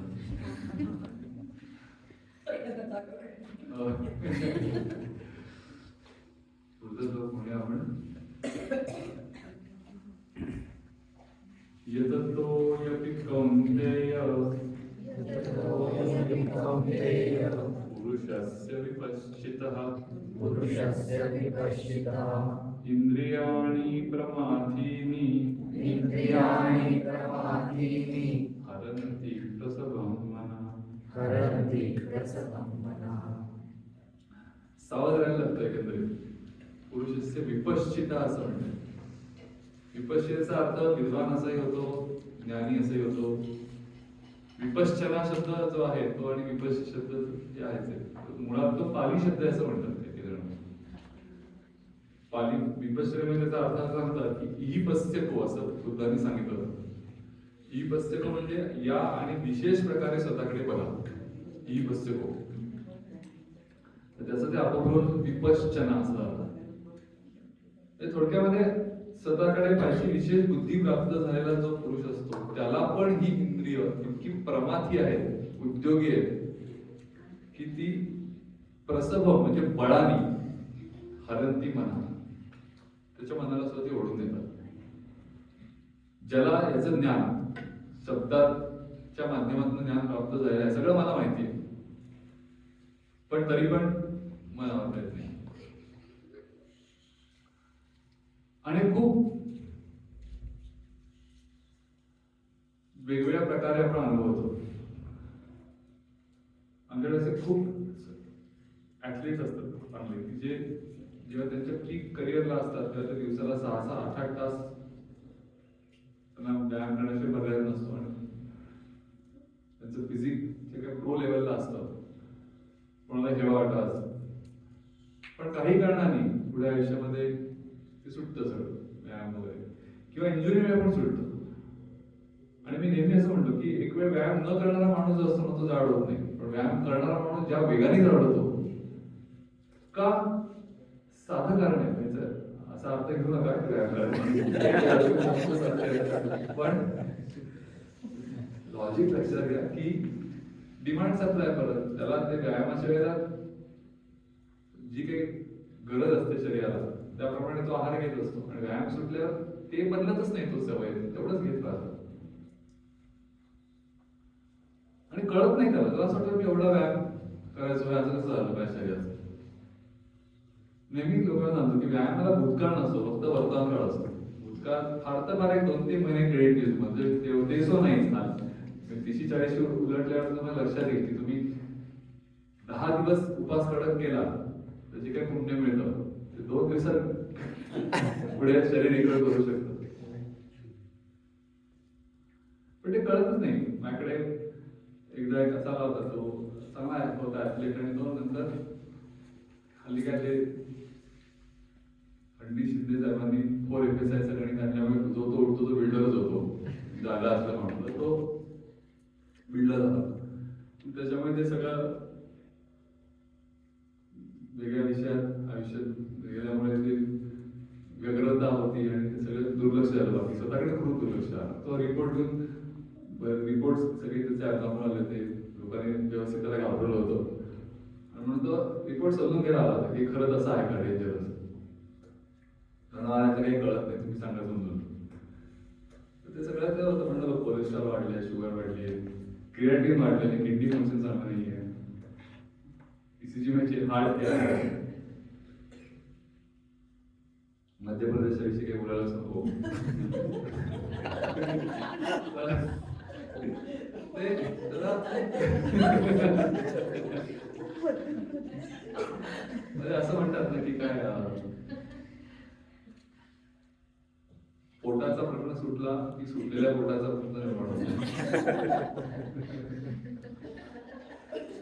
तर ते त्याला कळतच नाही, समजून सांगा. मग त्याला चौकीत म्हणलं की ते काय तुम्हाला सगळ्यांनी 1 FSI ची कॉलनी दिली असताना तुम्ही 4 FSI करता. ते बांधताना बाहेर खायची इतकी आवड, ते लो क्वालिटी मटेरियल वापरलंय. त्यामुळे हॉस्पिटल म्हणले तुमची कोअर सिस्टीम आहे ती हल्ली आहे सगळी. पंपिंग हार्टचं चांगलं नाही, पंप चांगलं काम करत नाहीये, ड्रेनेज सिस्टीम चोक झाली आहे. आता तुम्ही लवकर रिडेव्हलपमेंट आणि डिमॉलिशनची मोठी स्ट्रक्चरल चेंजेस करून घ्या, नाही तर तो यंग बुलडोझर घेऊन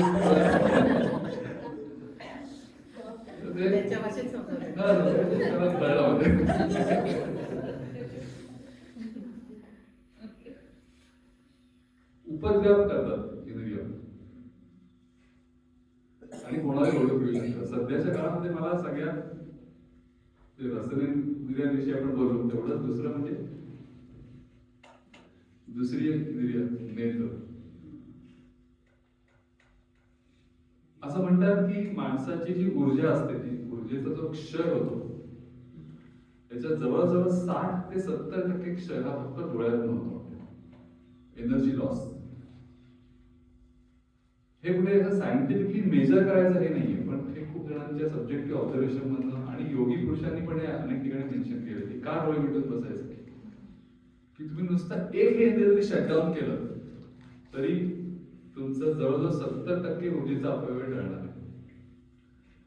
मला खरं पटलेलं आहे, कारण असं लक्षात आहे की स्क्रीन टाइम यांचे जास्त असतो ना, सतत जे स्क्रीन पुढे असतात, काही खरं तर व्यायाम काहीच नसतो, बसून असतात दिवसभर, पण सतत डोळ्यापुढे काहीतरी हलत असतं आणि त्या गोष्टी नेत्रपटलावर रजिस्टर होत असतात.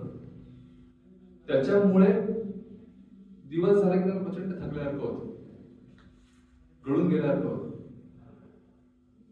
हा सगळ्यांचा अनुभव आहे की तुम्ही नुसते डोळे जरी मिटले काही वेळ तरी खूप फ्रेश वाटतं. का वाटतं? तेवढ्यापुरतं ऊर्जेचा अपव्यय ठरतो.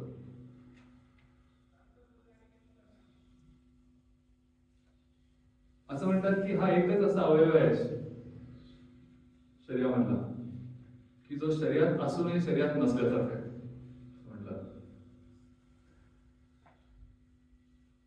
असं कसं? जसं म्हणतात eyes are windows to the soul. एखाद्या माणसाच्या मनामध्ये काय त्याच्या डोळ्यात पाहून तुम्हाला कळतं.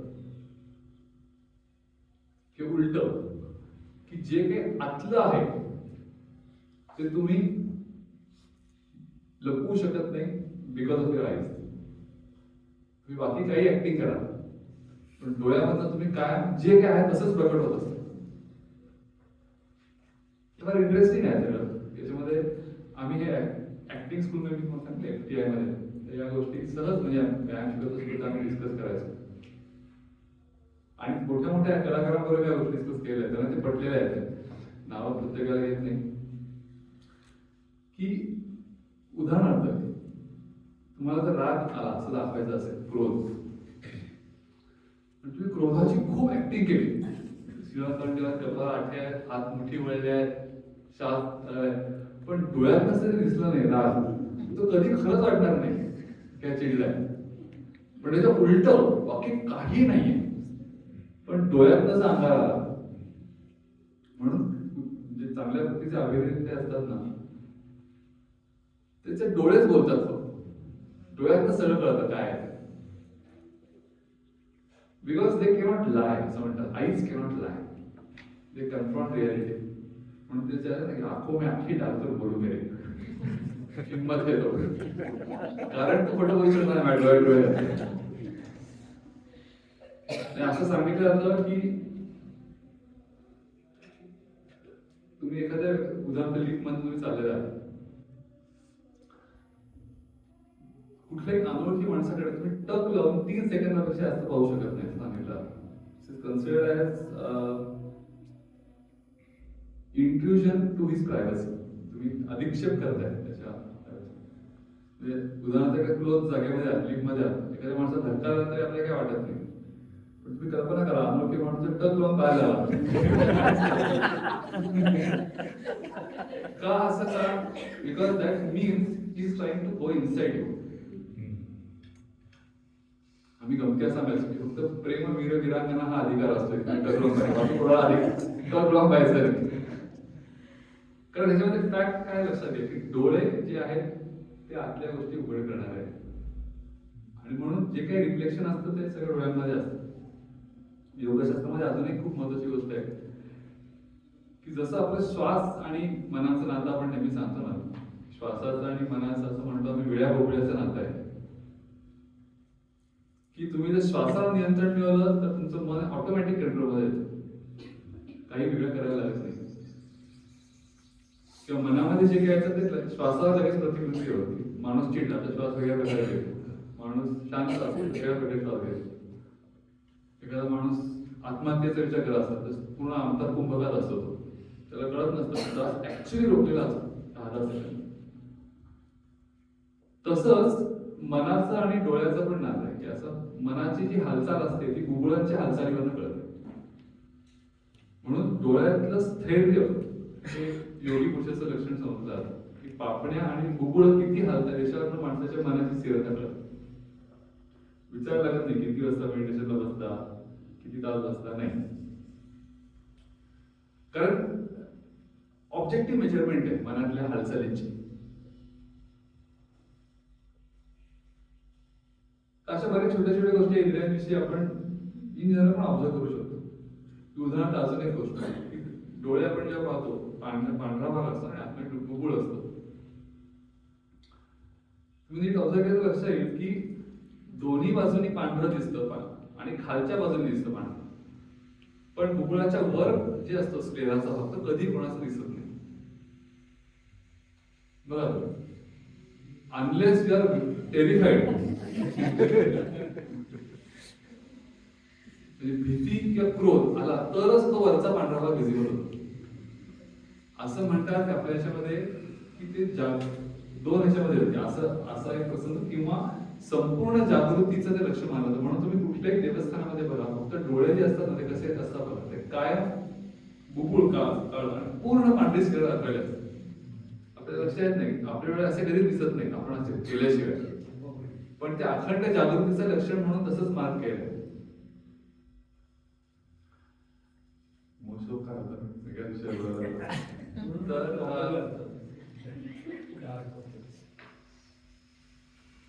येतो तो योगी कौंतेय पुरुषस्य विपश्चिता इंद्रियाणि प्रमाथिनी हरंती प्रसन्नं मनः.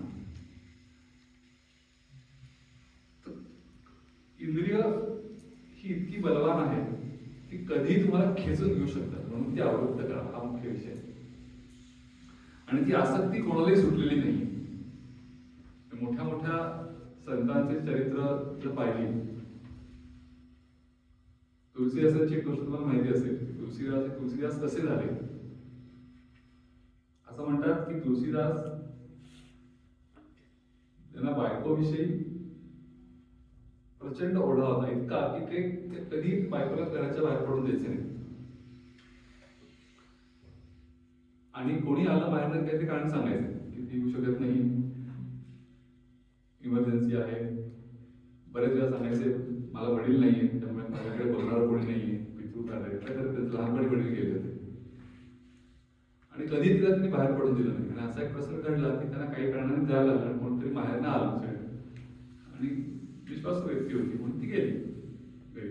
कधीतरी पहिल्यांदा चान्स मिळाला आणि मी आले बघितलं तर कधी बायकोच नाही. तर ते अक्षरशः वेडेपिसी झाले. सगळ्या विचारायला कोणी बघितलंय का, कोणी बघितलंय, कुठे गेली, काय गेली. म्हणजे चरित्र असं लिहिलंय की ते निर्जीव वस्तूंशी बोलायला लागले. दारात तू बघितलंस का, खिडकी, भिंत, असं पोपट होता यांच्याकडे, पोपटाशी बोलायला लागले. त्यांचं ते सगळं काव्यात असेल बहुतेक की तू कसं काय बघितलं नाहीस, तू कसं काय जाऊन, तो पण तू वेडा झालायस का, असं काय येईल ना परत. त्यांना ते सहन होईना. मग ते कळलं, ते पोपटाने त्यांना शेवटी सांगितलं की ती या दिशेला गेली, म्हणजे बाहेरच्या दिशेला गेली. म्हणून ते बाहेर पडले. प्रचंड पाऊस होता, यमुनेला पूर आला होता. त्याची पर्वा न करता त्यांनी उडी मारली आणि तेव्हा असं वर्णन आहे की त्या यमुनेमधनं एक शव आहे वाहत चाललं होतं मड. त्याचे त्यांना भान नाही. त्याला त्यांनी पकडलं, त्याच्यावर डोकं टेकलं, त्या मडाचा आधार घेऊन दुसऱ्या तीरावर गेले. तशाच पावसात गेले, जवळच होतो, दुसऱ्या तीरावर होतं सासूरवाडी त्यांची. तर तिथे त्यांनी पाहिलं ते तिथं वरच्या म्हणजे त्याची खोली होती, दिवा चालू आहे, बाहेरचा बंद आहे. आता कसं यायचं वर. तर एक साप लटकं होता, ते त्यांना कळलंच नाही साप लटकतोय. त्या सापाला धरलं त्यांनी दोरी म्हणून आणि वर चढत गेले. बायको झोपलेली आहे. आता शॉर्ट आपण बघतो 3 इडियट्स पाहिला असेल. तर तिला उठवलं त्यांनी. तिलाही धक्का बसला, कोणाला बघते तर तुलसीदास. आणि मग त्याच्यावरती काहीतरी हड्डी मांस रुधिरकी असे काव्य आहे. हड्डी मांस रुधिरकी ये तनु न करो इसका ख्याल, मैं तो मिट्टी की पुतली आप सखा करो जगतपाल. तुलसीदासची बायको असून तिला मग तिचं नॅचरल जुळत असावं. असं बोलली का वैतागली होती काय माहिती नाही. असं बोलल्यामुळे त्यांना धक्का बसला की ती असं म्हणते की माझ्या शरीरावर एवढं प्रेम करायचं, तुम्ही एवढं प्रेम तर देवावर केलं तर तुम्हाला देव मिळेल. आणि त्या एका तिच्या उद्गारामुळे असं म्हणतात की तुलसीदासनं निवड केलं, म्हणजे तुलसीदास झाले. बहुत काय घ्यायचं, प्रत्येकाला चॉईस आहे. पण महत्वाची गोष्ट, आसक्ती कोणाला सुटलेली नाही, पण ती आसक्ती परमेश्वराकडे जर वळवली तर ती किती प्रभावी असू शकते असं तुलसीदास उदाहरण आहे. पण सावध प्रत्येकाला राहायला पाहिजे. त्याच्याशिवाय गीता आपल्या पुढच्या श्लोकातही सांगणार आहे की नाव जरी किनारा लागलेली असली तरी वारा तिला जसं ओढून घेऊ शकतो, तसं हम तो बन चुके अशी भावना जर आली तर परत तुम्ही खेचले जाता. आणि म्हणून इंद्रिय इतकी बळकट आहे की पूर्णत्व प्राप्त झाल्यावर सुद्धा, स्वामी तुम्ही म्हणायचं काही मानत की पूर्ण बोध झाल्यावर सुद्धा 4 वर्ष बोध मुरवायला लागतं. आला प्रत्यय, मला मिळालं असं ज्या क्षणी वाटेल त्या क्षणी ते परत गेलेलं असतं. म्हणून एखादी गोष्ट मिळाल्यानंतर ती परिपक्व होण्यासाठी वेळ देणं खूप गरजेचं आहे. त्या इंद्रियांचा धोका लक्षात घेऊन पुढचा श्लोक म्हणू आपण.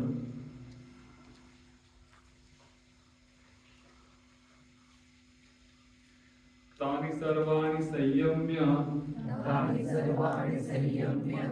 युक्त आसीत मत्परः वशे हि यस्येन्द्रियाणि वशेन्द्रियाणि तस्य प्रज्ञा प्रतिष्ठिता. तस्य प्रज्ञा प्रतिष्ठिता. आता याच्यामध्ये एक फार महत्वाचा शब्द आहे तो म्हणजे मतपरा.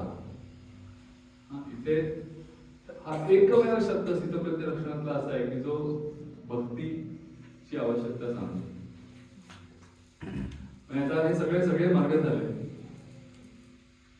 इंद्रियांना आवरायचा प्रयत्न झाला, मनाला आवरायचा प्रयत्न झाला, पण तरी होत नाहीये. तर मग काय करायचं असा प्रश्न आहे. तर तानी सर्वांनी संयमे युक्त आसीत मतपर. मग तुला मतपर व्हायला पाहिजे, मतपरायण व्हायला पाहिजे, माझी भक्ती करायला पाहिजे असं बाबांनी ते सांगतात.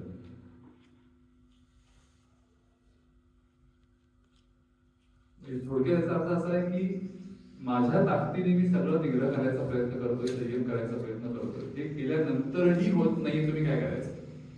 तर मग बाहेर मदत मागवायची. आणि तो कृपाशील आहे, तो ती मदत नक्की करतो.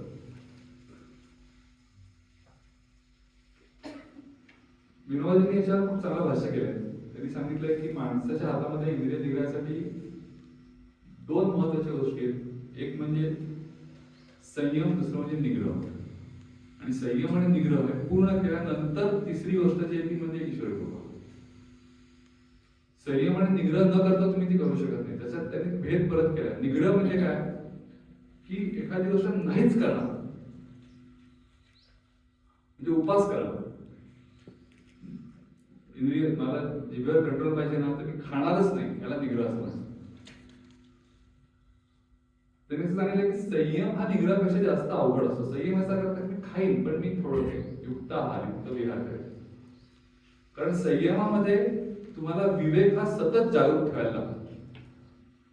निग्रह कसा अटॅक सारखा येतो. जसं आपल्या नवीन वर्षात सुरुवातीला असेल निग्रहाचे अटॅक येतात, ते हळूहळू जसं जसं जानेवारी 5, 6, 7 जात तसं निग्रह कमी होतं. परमार्थाचं पण कसं असतं, लोकांना कुठले तरी धक्के बसतात आयुष्यात, असे काही प्रसंग घडतात आणि एकदम ते परमार्थाला वळतात, परमार्थाचा अटॅक येतो.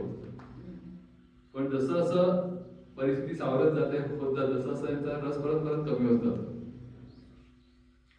चेंडूचे टप्पे असतात ना, ते हळूहळू टप्पा कमी कमी कमी होतं, शेवटी तसं ते होतं. तर विनोबाजींनी सांगितलंय त्यामुळे निग्रह जरूर असावा, पण संयम जास्त महत्वाचा आहे. कारण संयम हा सततच पाळायला लागतो तुम्हाला, की काहीतरी मी केलं.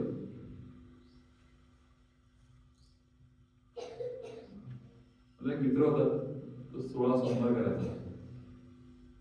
2 जण अशी 16 सोमवार करणारी मी खूप वर्षापूर्वीची गोष्ट आहे. आणि त्याच्या काही बोलण्यात आलं की ते 16 सोमवार गेले की शंकरांचं दर्शन झाल्याशिवाय राहतच नाही. ते दर्शनाचं वर्णन वगैरे करायचं, कसं मला भगवान शंकरांनी दिलं. मला त्याची खात्री होती की मला दर्शन झालं नाहीये, पण मला करू पाहिजे, एवढं काय असतं म्हणून मी कुतूहल म्हणून ते केलं. सोमवार करू पाहिजे, काही नाही, काही खायचं नाही, दिवसभर खायचं नाही, एवढंच. रात्री जो काहीतरी शिरा असतो गुळाचा, तो करून सोडायचा. दिवसभर खायचं नाही, पाणी पण प्यायचं नाही. एवढं काय अवघड नसतं ते, तुम्ही कोणी करू शकता. पहिले 2-3 सोमवारला जड वाटतात, पण नंतर तुम्हाला सवय होते आणि शरीराला शेवटी सवय करायला लागते.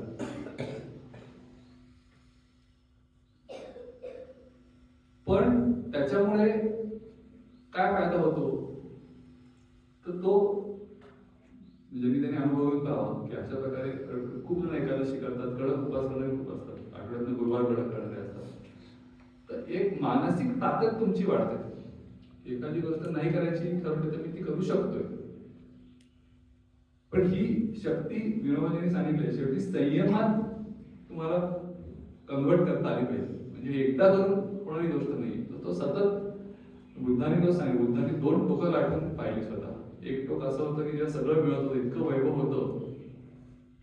बुद्धाचं चरित्राचं वर्णन आहे की त्यांनी जेव्हा घर सोडलं तेव्हा त्यांनी जेव्हा मागे वळून पाहिलं तेव्हा अनेक स्त्रिया बिछाण्यावर पडल्या होत्या, झोपल्या होत्या, वेगवेगळ्या अवस्थेमध्ये त्यांच्या तोंडात लाळ गळत होते. तर ते सगळं नको झालं. म्हणलं हे काय पाहायचं, सगळं करून झालं म्हणतात. मग तो दुसऱ्या टोकाला गेला इतकं टोक की बोधी वृक्षाखाली बसल्यावर त्यांनी ठरवलं की म्हणजे माझी हाडं वितळली तरी चालतील, पण जोपर्यंत प्राप्त होत नाही मला निर्वाणावस्था तोपर्यंत उठणार नाही, काही खाणार नाही, काही पिणार नाही. ते रिड्यूस टू स्केलेटन सांगणार आला होता पूर्ण. आणि हे दोन्ही डोकं घातल्यानंतर बुद्ध भगवान असं सांगतो की नाही मध्यमापणी दोन्हीच्या मध्ये राहायला पाहिजे. दोन्ही यांनी काही होणार नाही, पूर्णपणे बंद करून पण होणार नाही आणि पूर्ण जेवढं मिळते तेवढं घेऊन पण होणार नाही. बॅलन्स्ड. अर्थात बुद्धाचा मध्यम मार्ग असा खूप आपल्याला टफ वाटतो, त्यांनी जे काही सांगितले तुम्ही वाचायला लागलं, पण म्हणून संयमाने असं महत्व. विनोबाजी पुढे असं म्हणतात की तसं संयम आणि निग्रह आपल्या समजुती का तरी शेवटी ती मनाची शक्तीच आहे.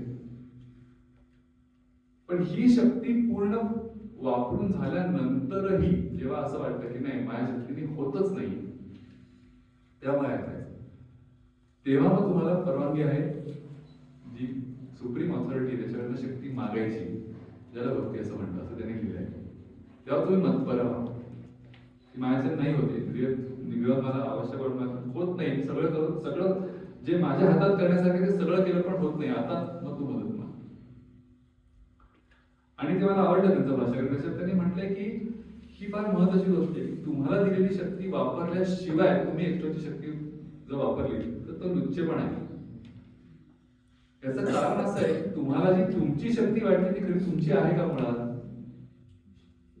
ती नाही, ती त्यांनीच दिलेली आहे तुम्हाला.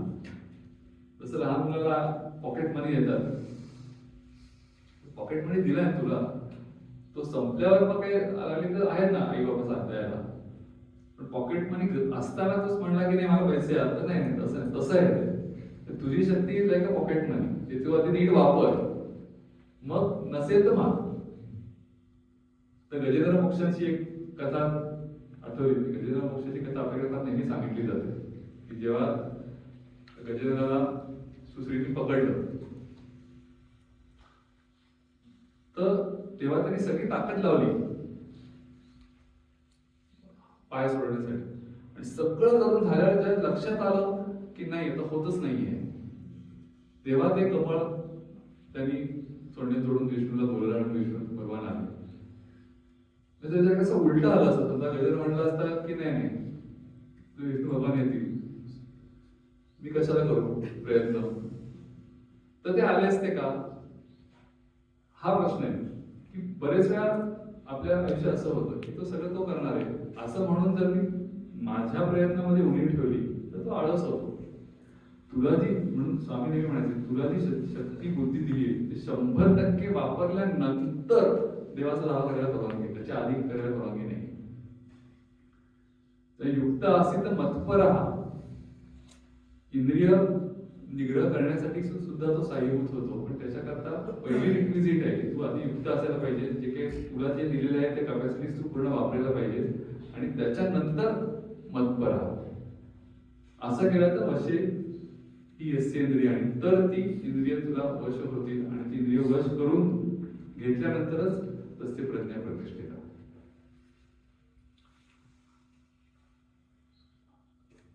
अनेक संतांची अनेक उदाहरणे याच्यामध्ये, आपल्या याच्यामध्ये मत्स्यरंगनाथ आणि गोरक्षनाथांची अशी कथा सांगतात की ते दोघं चाललेले असताना भिक्षा मागून जायचे. तर एकदा मिष्टान्न मिळतं त्यांना एका घरामध्ये, आणि ते पुढे जाऊन सेवन करतात. तर मत्स्यरंगनाथांना खूप आवडतं ते, आणि ते म्हणतात तू जा परत, दुसऱ्याशी म्हणतात गोरक्षांना, तू जा परत आणि त्याच घरामध्ये भिक्षा मागून आण. आणि मग ते गोरक्षनाथ काय गुरूंचा आदेश म्हणून जातात तिकडे आणि मागतात. ती बाई काहीतरी वेगळंच देते खायला, म्हणते नाही गोरक्षनाथ नाही ते कालचं मिष्टान्न काहीतरी काय, काल आमच्याकडे ब्राह्मण संतर्पण होता म्हणून होतं, रोज काय मिष्टान्न करतो का आम्ही? नाही, माझ्या गुरूंनी सांगितलं मिष्टान्न आणायला, तेच पाहिजे मला. ती बाई चिडते, म्हणजे तू खरखर मोठ्या साधू दिसतोय, तुलाच पाहिजे असेल, साधं तुला काम आणि क्रोध जिंकता नाही आले तर कसलंच तुला बाकी काय, साधू नाहीच मुळात तू. गुरुच्या नावावर तू स्वतःचे हौस भागायला बघतोयस. तर त्याच्यावर गोरक्षनाथांचं असं वचन आहे की बाई तुम्ही काय बोलताय तर मला काही कळत नाहीये, काम वगैरे काही कळत नाहीये, पण मी तुम्हाला एक सांगतो, हे तुम्ही माझ्यासाठी करा, तुम्हाला पाहिजे ते मी तुम्हाला देईन आयुष्यात, जे काही तुम्हाला हवं असेल ते तुम्हाला देईन, फक्त एवढं करा. त्याच्यावर त्या बाईची कुबुद्धी किती, ती म्हणते तू असं म्हणतेस ना, चल दे तुझा एक डोळा दे मला. गोरक्षनाथांच्या कथेत आहे डोळा काढून त्यांनी दिलेला आहे आणि ते मिस्टरने घेऊन आलेले आहेत.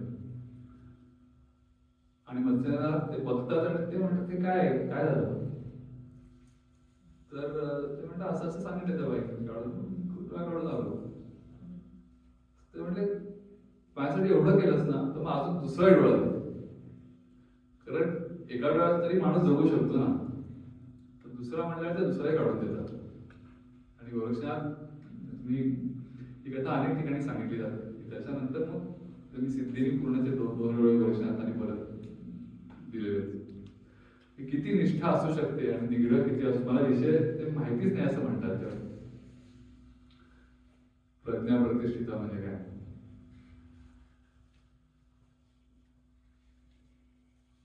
त्यामुळे हा सिद्धप्रज्ञाचा विषय जो आहे, काल स्वाध्यायामध्ये त्यांनी सांगितले खरा सिद्धप्रज्ञ कोण आहे. चिन्मयानंदांना जेव्हा विचारलं तेव्हा त्यांनी गुरुबंधूंचं नाव घेतलं. खरं तर अवघड आहे अशा प्रकारे संपूर्णपणे इंद्रिय विजय असणं. ज्या कथा म्हणून आपल्याला ऐकायला ठीक वाटतात, त्या कथा म्हणूनच ऐकाव्या.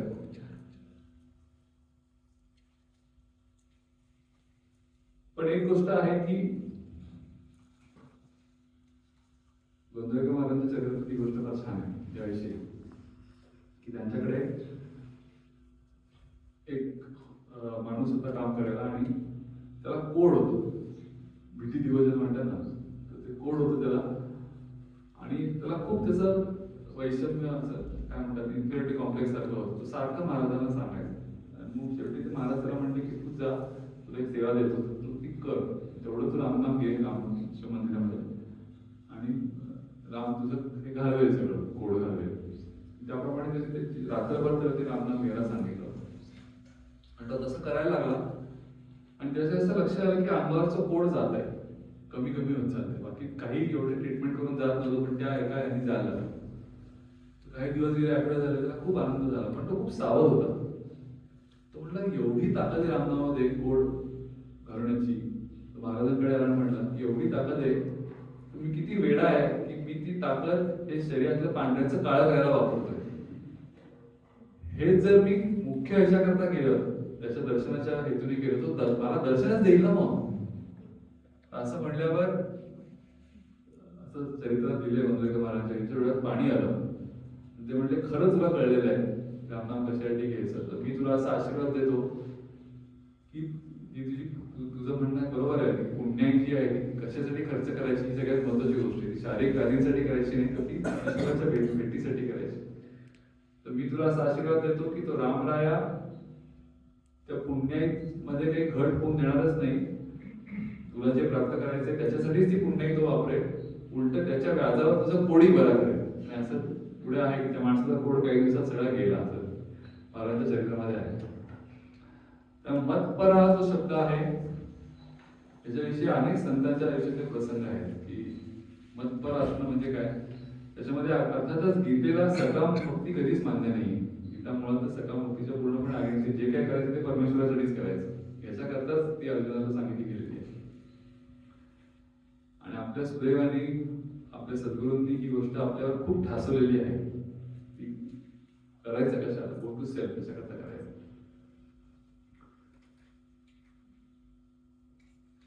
गोष्ट अंतर्यामीच आहे, ते आपण करतोच आहोत साधनेच्या माध्यमातून. स्थिर बुद्धी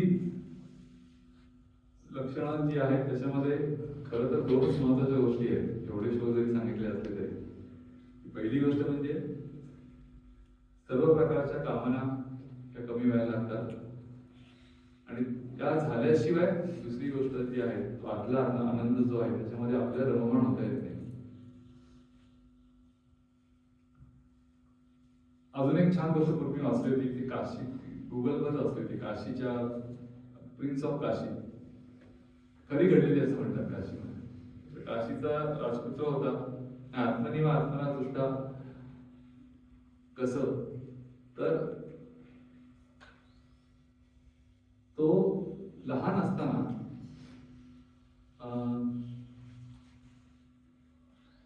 एका त्याला नाटकामध्ये मुलीचा रोल दिला.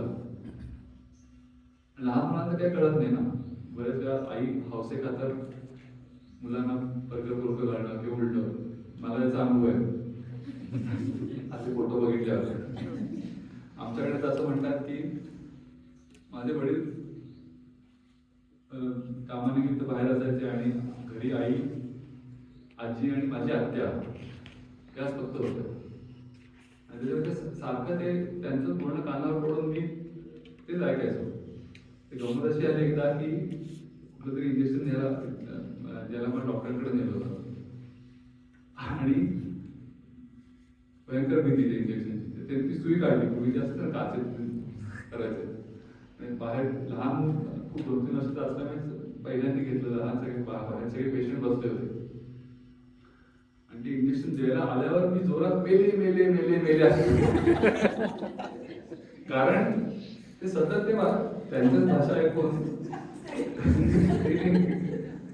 आणि ती गोष्ट मला माझी आत्या अजूनही सांगते घरी, असं म्हटलं होता. तिला ते सगळे बाकी सगळे विसरले पण तिच्या लक्षात येते. तर ते तसं ते तो जो काशीचा राजपुत्र होता त्याला ते भूमिका दिली होती लहान मुलीची करायला. आणि छान नटवलं बिटवलं होतं आणि त्या भूमिकेचे फोटो काढले आणि त्या फोटोवरनं त्याचं पेंटिंग तयार केलं त्या भूमिकेचं आणि ते ठेवून दिलं त्याच्या घरामध्ये. आणि ते सगळ्यांच्या नंतर विस्मरणात गेलं. तर राजपुत्र असल्यामुळे ती खोली अशी होती की ती अडगळीची खोली होती, बाकी काहीच नव्हतं. ते पेंटिंग होते ते राहिलं. तो जेव्हा तरुण झाला तेव्हा सहज त्या खोलीत आला आणि ते पेंटिंग पाहिलं आणि ती मुलगी त्याला इतकी आवडली तर त्यांनी हुकूम दिला त्या राजपुत्राला की ही मुलगी कुठे घेऊन गेला, मला हिच्याशी लग्न करायचं. आणि तर सगळे लोकही विसरले होते की हे कोणाचं पेंटिंग आहे. लोक जनतेची शोधायला लागले काय की कोण आहे, कोणाची मुलगी, कोणाचं पेंटिंग, कोणी कडे काही रेफरन्स. तर ते जसं होतं की ती मुलगी त्याला सापडणार आहे का, कधी सापडणार, तर ते स्वतःच पेंटिंग आहे त्याचं. हे जेव्हा त्याला कळलं तेव्हा तो शोध थांबला. आत्मनियम आत्मना दुसरा. त्यामुळे आपण स्वतःवर प्रेम. आम्ही परवा नड्डीला गेलो. नड्डीचा मी मुळात हिमालयामध्ये येण्याचा हेतू हे रेकीकरण आहे वेगवेगळ्या आश्रमांची. हा जरी आश्रम शिबिरासाठी निवडला असला तरी आधी याचा उद्देश काही आश्रम पाहणं होतं. तर ते नड्डीला एक निर्मला देवीचा आश्रम आहे, तो पाहायला गेलो. खरंच खूप म्हणजे त्याचं लोकेशन असं आहे त्या आश्रमाचं की ते लोकेशन पाहूनच माणूस म्हणेल तुम्ही साधना करतो. इतकं सगळं लोकेशन पूर्ण इथे निदान मधल्या गोष्टी दिसतात आणि मग आपल्याला बॅकड्रॉपला हिमालय दिसतं. तिकडे काहीच नाही, डायरेक्टली हिमालयात असा आश्रम असतात. तर तिथे जाताना ते निर्मला देवीची वेगळी वचनं लिहिलेली आहेत. तर ते एक वचन मला फार आवडलं. तर त्यांनी असं लिहिलंय की how much you meditate is proportional to how much you love yourself. तुम्ही किती ध्यानाला बसताय, तुम्ही स्वतःवर तुमचं किती प्रेम याच्या अवलंबून आहे. किती खरं आहे आत्मनिव आत्मना. म्हणजे ध्यान न करणाऱ्या माणसाला जर कॉम्प्लेक्स द्यायचा असेल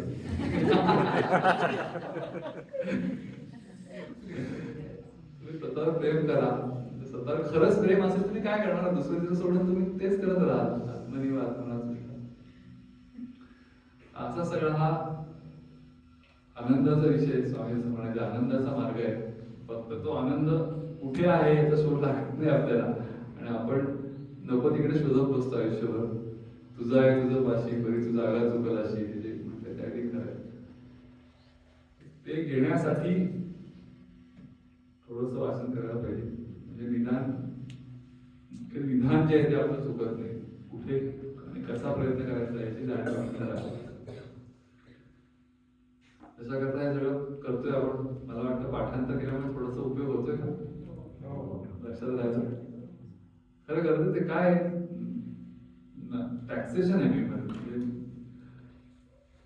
पाठांतराने काय होतं. तर एकच गोष्ट आहे की ती पाहिजे तेव्हा ते अवेलेबल राहतं की आपल्याला आपल्या मेमरीमध्ये असत नाही तर सारखा रेफरन्स घ्यायला.